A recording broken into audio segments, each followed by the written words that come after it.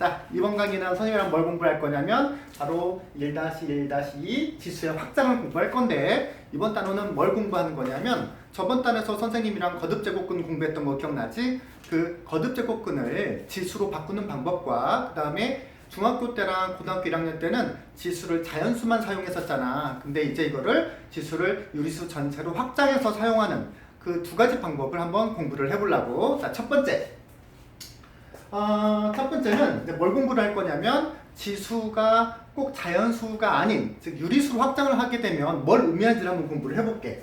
자, 첫 번째 우리가 중학교 때 a의 제곱 나누기 a의 세제곱을 이렇게 표현을 하게 되면 중학교 때는 이거를 분수로 바꿔서 이렇게 표현을 하고 결국은 약분을 해가지고 얘를 a분의 1 이렇게 썼었잖아. 그렇지? 자, 근데 고등학교 2학년부터 지수를 유리수로 확장하게 되면 우리가 중학교 때 뭐라고 배웠냐면 밑이 같은 지수의 나눗셈은 지수끼리 서로 뭐 하는 거로, 그렇지? 빼는 걸로 배웠잖아. 그걸 그냥 그대로 사용을 할 거야. 즉 a의 2제곱 나누기 a의 세제곱은 a의 지수끼리 서로 빼면 되니까 a의 마이너스 1제곱이 되겠지. 그래서 고등학교 2학년 때부터는 지수를 유리수 전체로 확장해서 쓰려고 첫 번째 우리가 공부할 거 a의 마이너스 1제곱은 그 수의 역수다라는 거. 이게 우리 첫 번째 책에 나와 있는 거고. 자, 그런 다음에 이걸 좀 더 응용을 해볼까? 그러면 두 번째 a의 제곱 나누기 a의 5제곱을 해볼게. 이렇게 되면 분수로 바꿔서 약분하면 이렇게 될 텐데 이거를 지수 법칙을 그냥 그대로 적용을 시키면 a의 마이너스 세제곱이 되겠다. 이해되지? 자, 그래서 선생님 말하고 싶은 첫 번째 지수에 들어있는 음수는 뭘 의미하는 거냐면 나머지 마이너스를 제외한 나머지 숫자의 역수를 의미하게 된다는 거야. 오케이? 이제 지수가 음수인 게 뭘 의미하는지 알 수 있겠다, 그렇지? 자, 그 다음에 어쩌면 이 두 번째, 세 번째 해야 될 부분들이 이번 단어가 가장 중요한 목적일지 모르는데 지난 시간에 우리가 거듭제곱근에서 이런 걸 공부했었지? m제곱근 a의 n제곱. 이게 의미가 뭐였는지 기억나? n번 제곱에서 a가 a의 n제곱이 되는 수를 말하는 거지. 자, 이제 뭘 공부할 거냐면 이렇게 n제곱근 a의 n제곱이 있으면 이거를 혹시 a의 지수의 형태로 표현할 수 있지 않을까? 이거를 한번 공부를 해보는 거야. 자, 비교적 어렵지 않게 간단하게 유도를 할 수 있으니까 한번 잘 보자고. 자, m제곱근 a의 n제곱이라는 거는 n번, 이 좌변이 의미하는 거는 n번 제곱해서 a의 n제곱이 되는 수니까 그럼 어떻게 할 거냐면 이 상태에서 정말 양변에다가 n제곱식을 걸 거야. 그럼 여기 m제곱은 a의 n제곱이고 이렇게 이제 a의 물음표 제곱이 있는데 이 상태에서 양변에다가 m제곱씩 걸자고. 그러면 당연히 좌변은 m제곱근이랑 m제곱이랑 만나서 사라질 테니까 좌변은 a의 n제곱이 되는 거고 우변은 지수 법칙, 지수의 지수는 서로 뭐 하는 거다? 곱하는 거다. 그래서 여기는 물음표 m이 되겠네. 근데 얘랑 똑같아야 되니까 이미 밑은 서로 같으니까 지수끼리 서로 같으면 그만이겠네. 그래서 뭐랑? n이랑 그래서 n이랑 뭐랑 물음표 m이랑 서로 같으면 되고 우리 물음표 구할 거니까 물음표는 뭐가 되겠어? 양변을 m으로 나누게 되면 m분의 n이 되겠군. 자, 이렇게 해서 결론이 나왔네. 이걸 데리고 다시 이리로 쭉 와보게 되면 m제곱근 a의 n제곱을 지수로 바꿔내게 되면 a의 뭐가 된다? m분의 n제곱이 되더라. 우리가 이번 단어 지수의 확장에서 배우게 될 가장 중요한 내용인 거지. 다음 정리를 해볼게. 거듭제곱근 숫자는 지수의 분모로 가는구나.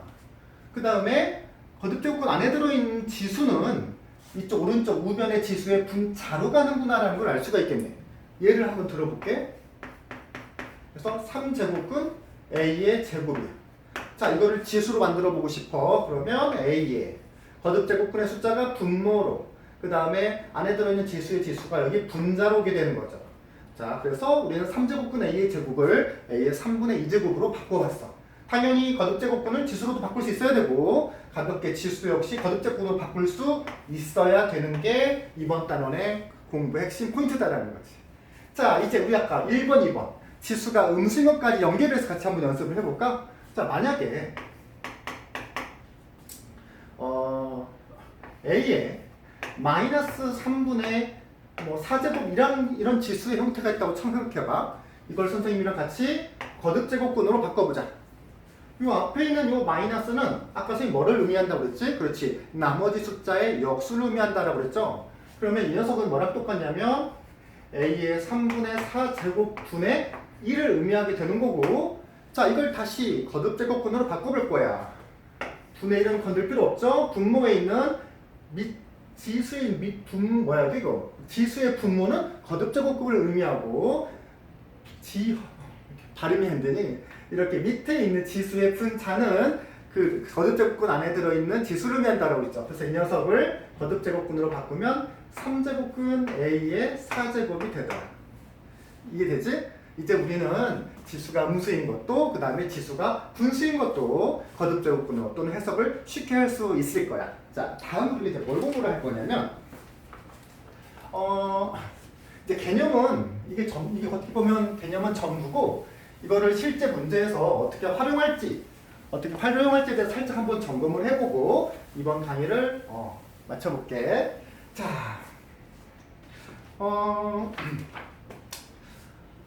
뭐부터 우리 책을 같이 한번 다들 봐볼까? 어떤 것들을 우리가 조작할 수 있는 건지. 만약에 문제에서 이런 형태들이 나온다. 지금 우리 교재에서는 흔히 지수법칙의 활용을 보고 있어야 돼. 자, 지수법칙 활용해 보게 되면 이런 식이 나오게 된다. ax제곱은 b의 y제곱은 c의 z제곱. 자, 만약에 문제 형태에서 이렇게 어떤 세 지수가 연결돼서 같다라고 했을 때 우리가 이걸 해석할 수 있는 방법은 크게 두 가지가 있는데, 한 가지는 로그를 활용하는 방법이고, 근데 우리 친구도 아직 로그 안 배운 친구들이면 뭔 말인지 모르겠지, 그지? 그래서 로그를 해석하는 거는 이 다음 로그 할 때 같이 선생님이랑 같이 공부하도록 하고, 오늘은 딱 지수만을 이용해서 이걸 어떻게 쉽게 해석할 수 있는지 한번 공부를 해볼 거야. 만약에 어떤 세 개의 지수가 서로 같다라고 놓으면 우리가 할 수 있는 가장 좋은 해석 방법은 이거를 K라고 놓는 거야. 자, 어차피 세 개의 값이 다 같으니까 이걸 K라고 놓자. 그런 다음에 이렇게 연결해서 식을 한번 해석해 볼 거야. 자, AX제곱이 K니까 우리는 이제 지수 법칙을 유리수 전체에서 사용한다고 그랬었지, 그렇지? 그래서 이 상태에서 A에 대해서 풀어주기 위해서 우리는 어떻게 할 거냐면 양변에다가 x분의 1제곱씩을 거는 거야. 이렇게.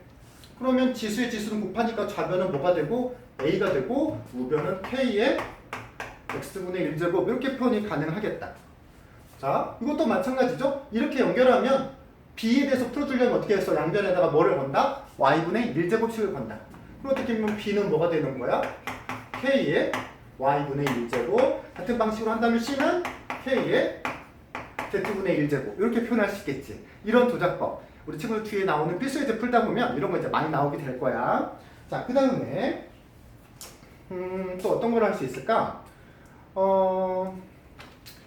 우리 친구 책들에는 여기 이제 4번으로 되어 있을 거고요. 5번에 보면 뭐 ax제곱 b의 y제곱 이런 식이 나오면 이제 이걸 우리가 조작을 하는데 4번에서와 마찬가지로 이걸 이제 위에서 했던 거와 마찬가지처럼 는 k로 할 수 있다는 뜻인 거고, 그 다음에 이렇게 두 개짜리라고 한다면 이런 방식 괜찮다라는 거지. 양변에다가 x분의 1제곱씩을 걸어서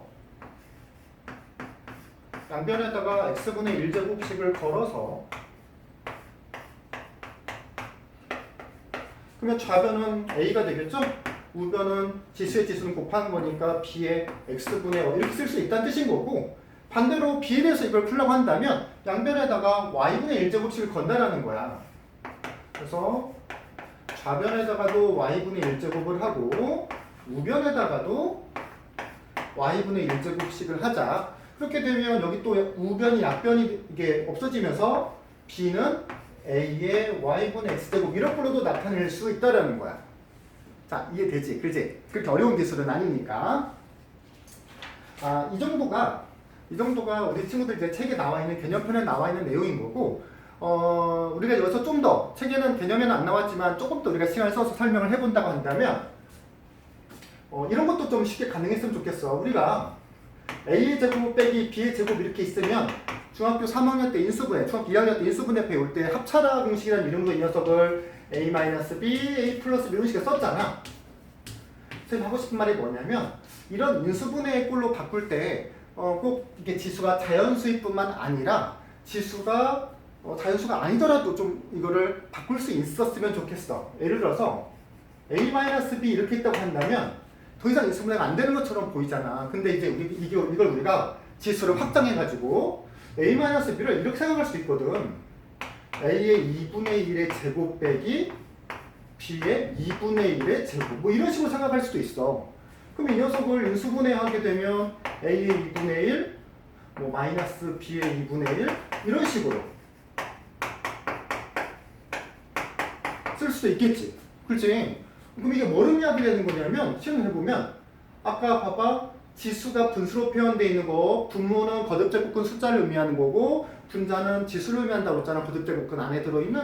그럼 이 녀석은 A의 2분의 1 제곱은 루트 A가 되는 거지. 얘는 루트 B가 되는 거고 얘는 또 루트 A 더하기 루트 B 이런 식으로도 난 우리 친구들이 이번 단원을 공부하면서 조작하는데 편안함을 느꼈으면 좋겠어요. 근데 이렇게만 되는 것도 아니야. 더 따지고 보면 A 빼기 B를 이렇게 볼 수 있거든. A의 이쪽에서 또 또한 표현을 한번 해볼게요. 이 녀석을 이렇게만 뽑아올 게 아니라 쟤를 A의 3분의 1의 세제곱 B의 3분의 1의 세제곱 이렇게도 볼 수 있잖아. 그럼 이거 어차피 A고 이거 어차피 B니까.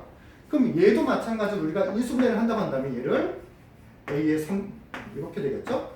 A의 3분의 1 빼기 B의 3분의 1 A의 3분의 제곱 플러스 A의 3분의 1 이거 인수분해 공식 알죠? 그죠? 더하기 B의 3분의 2제곱 이렇게도 우리가 A 빼기 B를 필요에 따라서 조작할 수 있다는 거.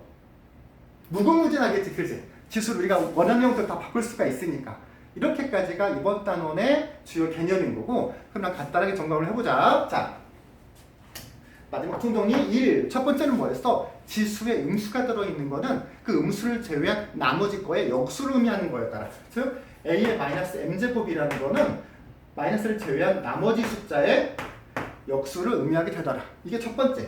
두 번째, 지수가 분수로 표현되어 있다고 한다면 지수의 분모는 거듭제곱근의 숫자를 의미하고 분자는 거듭제곱근 숫자 안에 들어있는 거에 지수를 의미하더라. 그래서 A의 n분의 m제곱은 m제곱근 A의 n제곱으로 표현할 수 있다더라. 여기까지가 메인이고 하나 여기까지 더 했으면 좋겠다고 선생님이 말하는 게 있었지? 바로 뭐냐? 지수를 우리가 확장을 해서 인수분해의 꼴을 우리가 원하는 꼴로 만들 수가 있다라. A-B 이런 형태도 이거를 A의 2분의 1의 제곱 빼기 B의 2분의 1의 제곱꼴로 우리가 생각해서 합차로 인수분해 낼 수도 있고 이거를 A 3분의 1의 세제곱 빼기 B의 3분의 1의 세제곱꼴로 바라보고 세제곱 빼기 세제곱짜리 인수분해꼴로 바꿀 수 있다는 거. 자, 꼭 기억하고 우리 또 다음 시간에 봅시다. 수고했어요.